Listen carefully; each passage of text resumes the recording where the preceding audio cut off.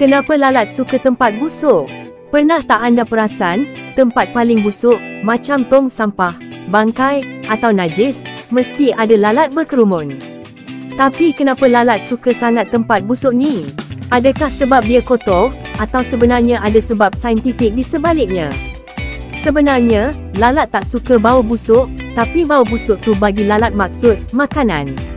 Hidung manusia bau busuk, tapi deria lalat, bau tu sebagai tanda ada bahan yang sedang mereput, maksudnya, sumber makanan dan tempat bertelur.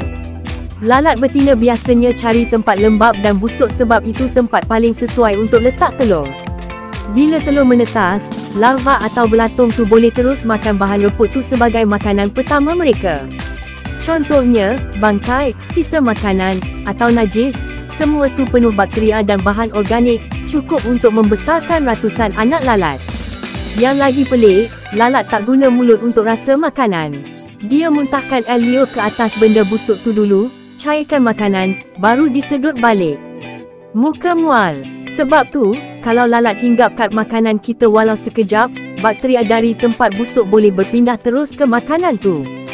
Jadi lain kali kalau nampak lalat datang masa makan, jangan pandang ringan. Dia mungkin baru balik dari tempat yang tak sanggup kita hidup pun. Nak tahu lagi tabiat pelik haiwan lain? Tekan follow sekarang.